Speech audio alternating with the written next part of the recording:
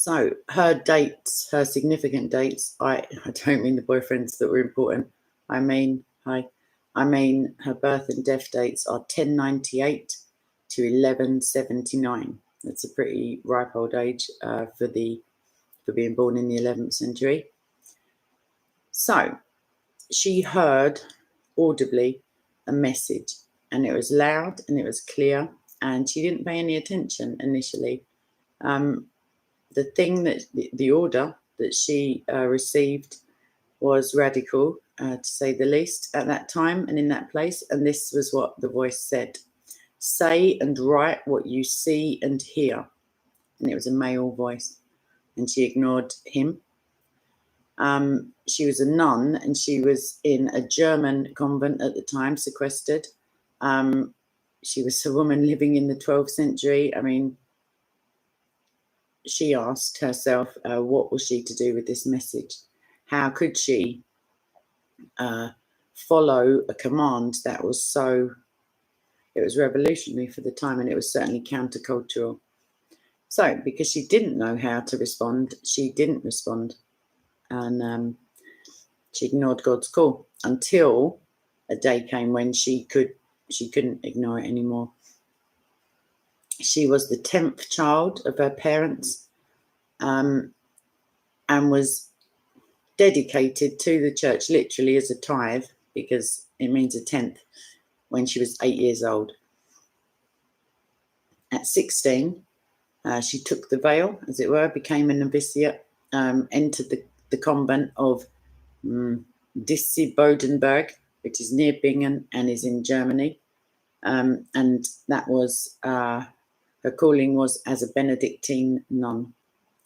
And she was then elected abbess of the convent in 1136, so 12th century. And around about that time, the visions that she had continued to have since, since she'd been a young girl, began to grow in intensity, and were discerned as illumination of the scriptures. And this is a direct quote. "And it came to pass in the 1141st year of the incarnation of Jesus Christ, Son of God, when I was 42 years and 7 months old, that the heavens were opened, and a blinding light of exceptional brilliance flowed through my entire brain." She wrote that in the preface of her first major visionary work, which was Scivias. And then again she says, "And so it kindled my whole heart and breast like a flame, not burning, but warming. And suddenly I understood the meaning of the expositions of the books, that is to say, of the Psalter, the Evangelists, and other Catholic, small c, books of the Old and New Testaments." So not long after this last vision, well, not last, but the one that was most recent, she received a more direct or specific communication from God, which encouraged her again to take up the pen, because of course she'd been told to say and write what you see and hear. And this message was this: "O fragile one, ash of ash and corruption of corruption, say and write what you see and hear." And just to put the cherry on the cake, as it were, this vision was repeated again 3 times to her on 3 separate and distinct occasions. So again, primarily, like initially, she resisted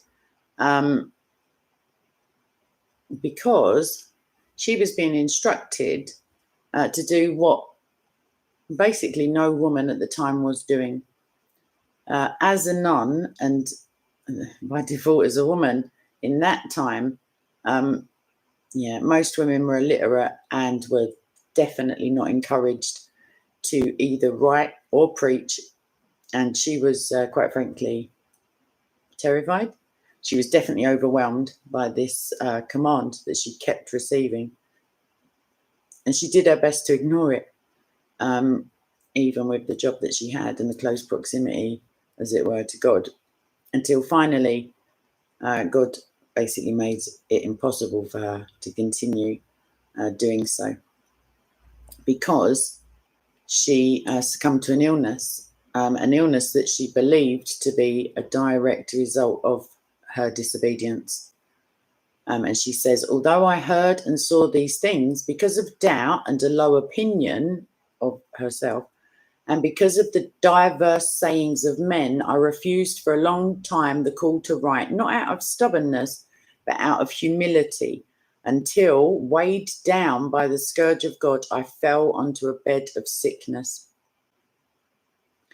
So Hildegard overcame two big stumbling blocks, obstacles, in order to complete or produce the massive volume of writing for which, well, I'd say she's remembered, but not that much.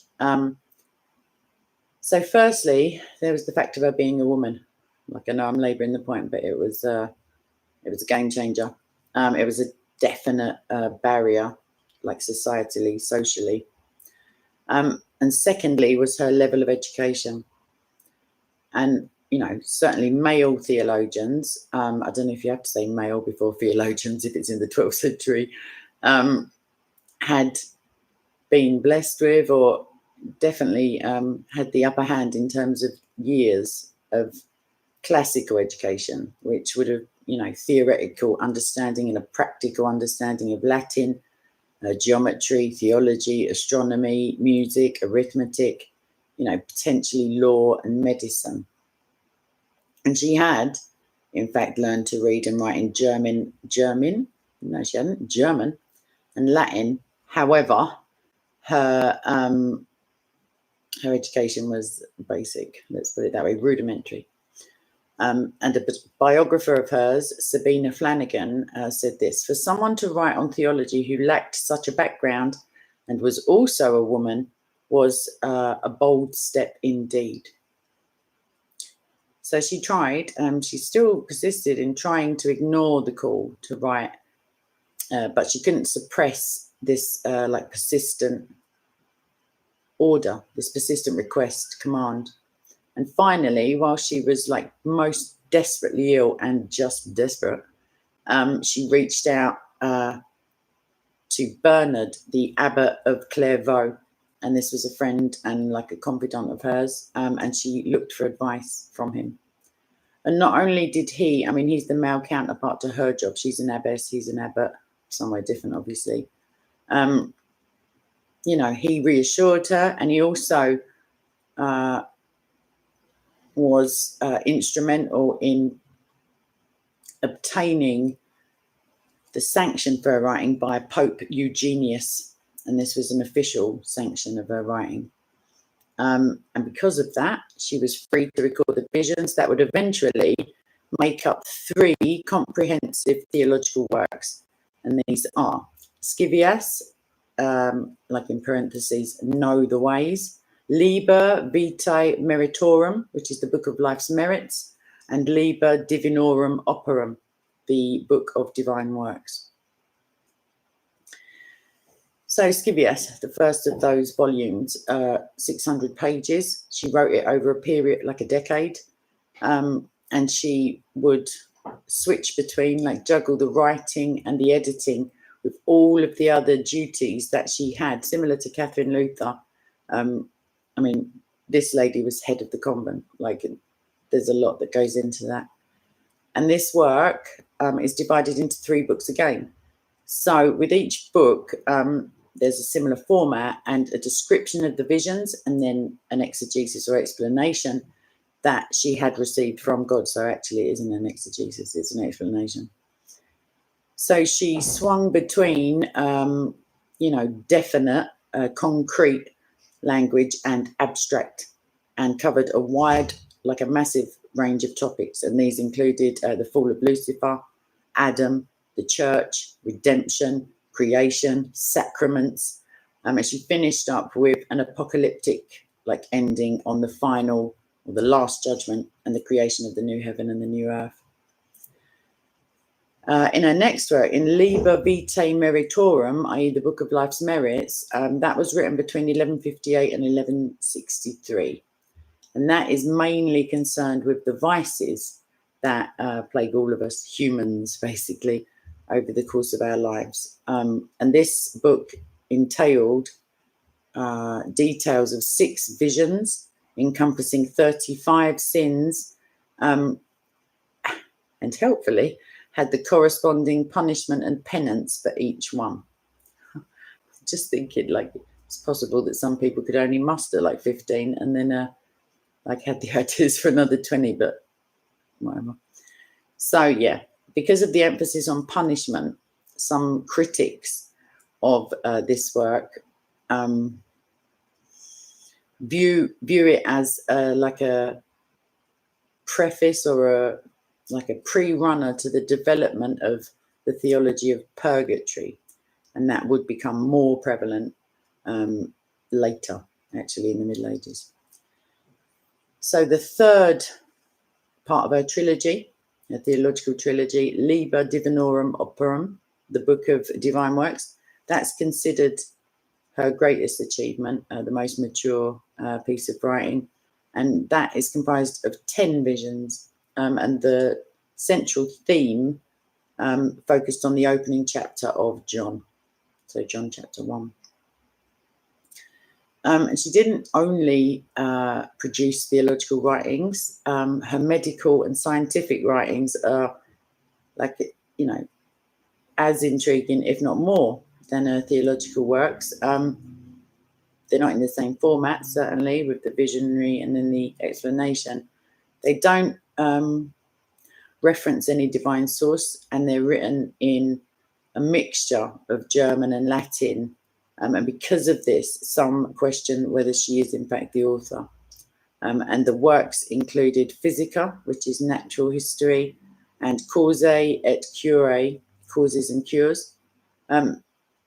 There are many who question whether these are based on her actual medical experience and observations, or were just a compilation of, you know, medical lore from the locality or ancient practices.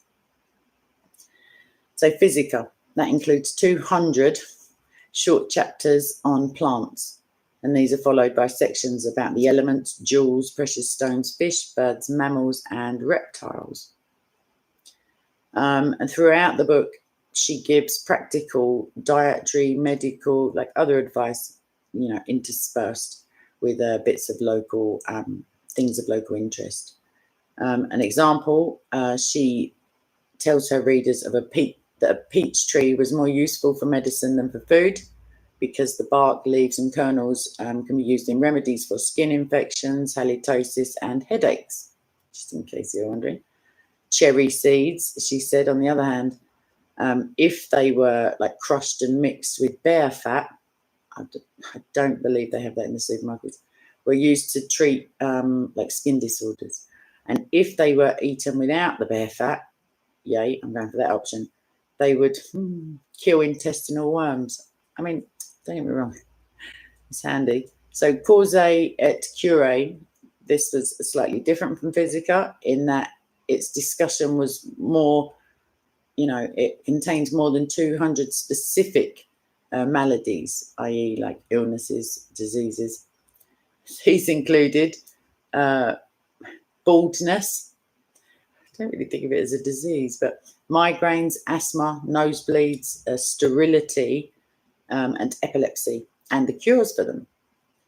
And she didn't, although she didn't avoid human like sexuality within her works, she approached it poetically and pragmatically, like without what one would expect, like a prudishness of a nun that was absent from the work. Not only did she describe like a sexual intercourse, I don't know why I feel like I'm blushing because it's a nun, and conception, she also included, this was, let me say, revolutionary for this time in history. She included a section on the nature of sexual pleasure from the woman's point of view. And I'm certain that any gentleman who came across this would have believed that she was like hallucinating, deluded, like, what's that? So the result was that, this book, Causae et Curae, addressed human sexuality more comprehensively than any of the writings of any of her contemporaries. And to be fair, that didn't need to be very comprehensive, if you see what I mean. Okay, so while she worked on the third, which was Liber Divinorum Operum, she also wrote a number of, poems, letters, a play, musical works. The play was Ordo Virtutum, which was the play of virtues. And this was, performed at her convent. And during this time, she travelled to various monastic communities in Würzburg and Kitzingen, both to preach, which again, she's a lady, and it's 1160, or the 1160s, and she went to Trier, where she preached in public, which was even more unusual. She travelled twice more to preach to Cologne and Verden in 1163 and 1170. She went to Zweifelden. Okie dokie, we're getting there. So her visions, the ones that she received from God, she didn't receive them from anywhere else. The visions she received from God impacted her, not only, it didn't only impact her writing, but also her life, obviously, and the lives of the nuns that she was abbess over. And while she was writing Scivias, if you remember the first volume that I described, she suddenly, just out of the blue, announced that she had received a command from God to relocate the convent from Dizzy-Bodenberg to Rupertsberg. And that was around 20 miles away. Okay. The monks strongly, they weren't up for this idea. Sorry, I'm getting distracted by the chat. Right, so yeah, they weren't really that happy about it.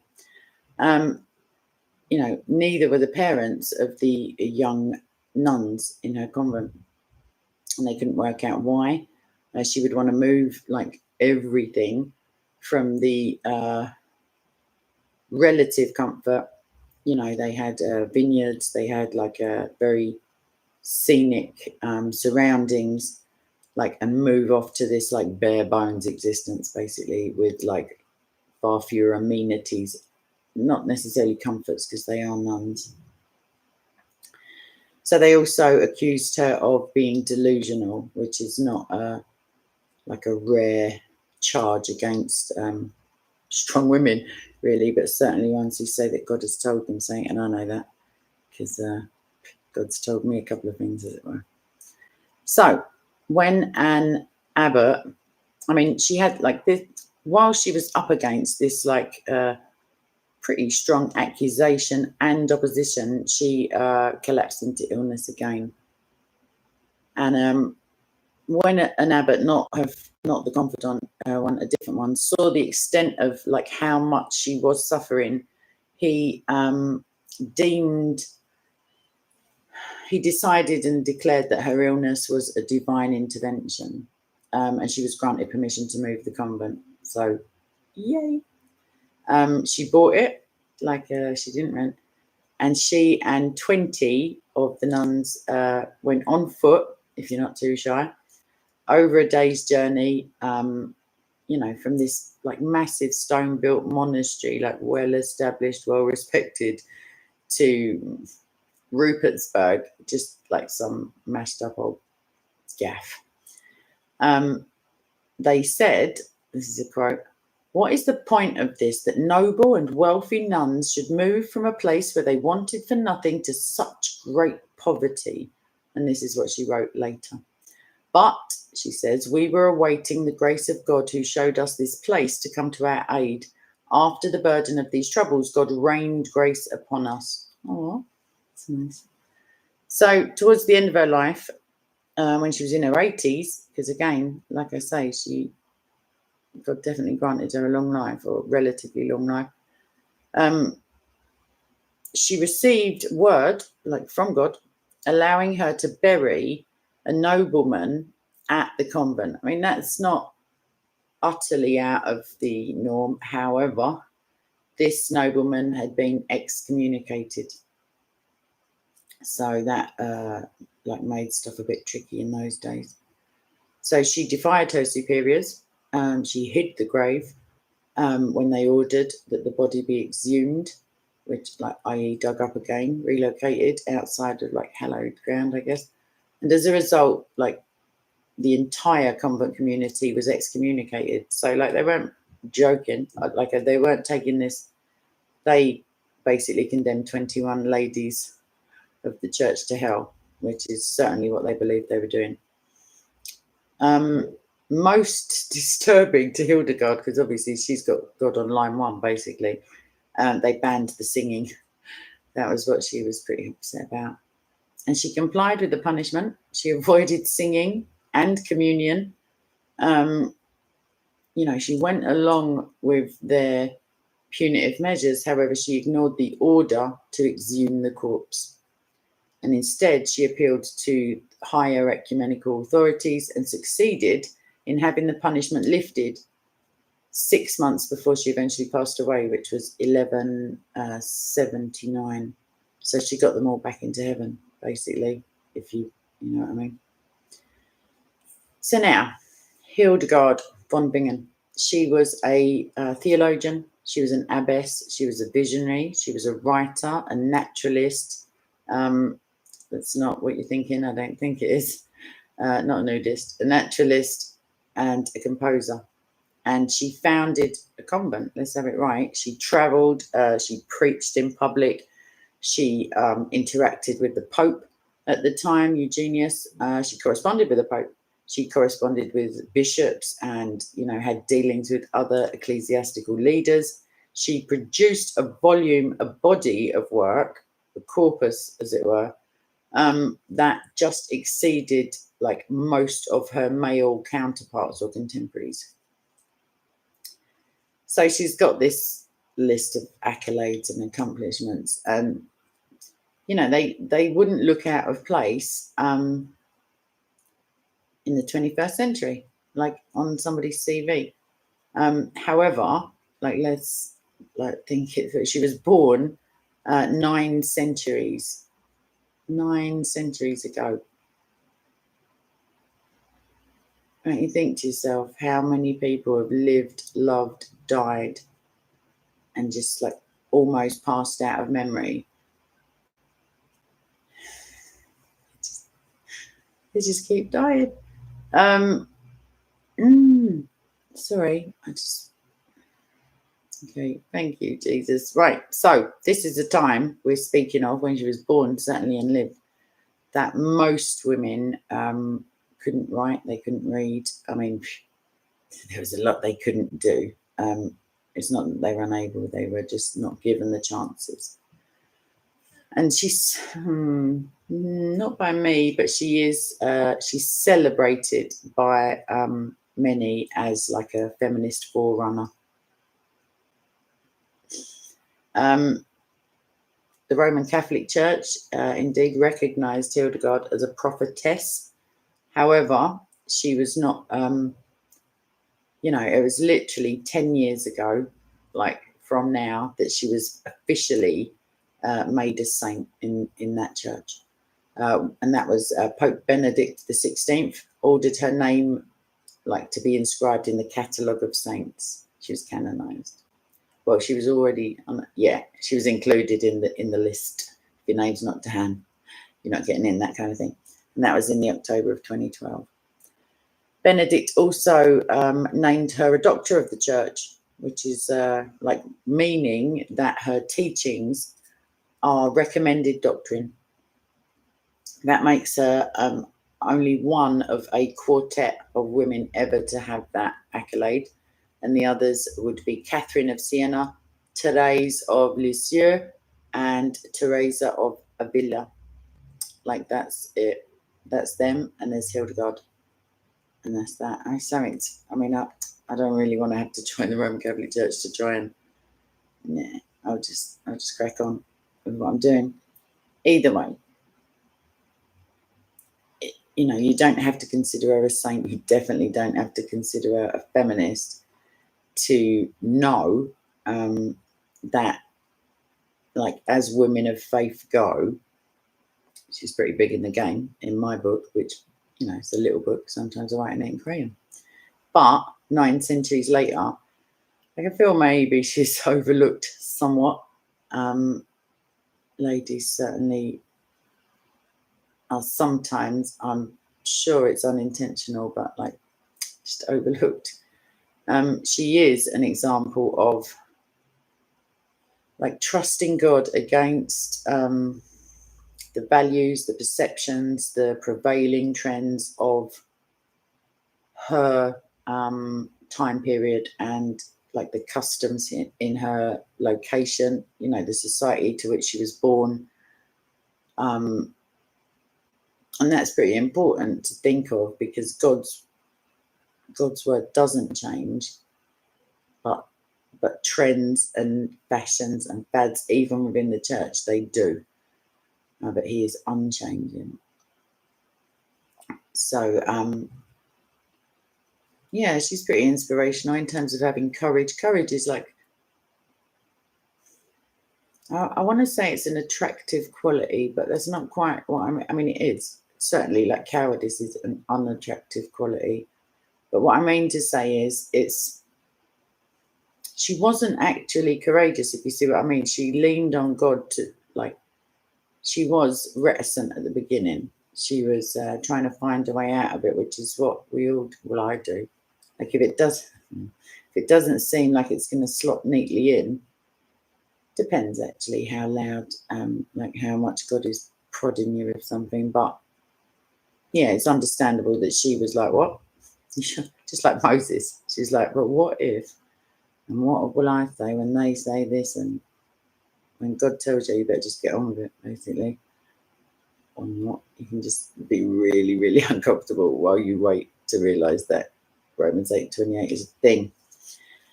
Either way, her courage, mahusive. She had perseverance. She had trust and faith, and this was against what, like, from her vantage point, were like, I can't think of the word, insurmountable. That's the word. Obstacles, like definitely massive odds, as it were. Eventually, yes, like Jonah. Eventually, she did what she was instructed. She listened and she obeyed. She wrote and spoke about what she saw and heard.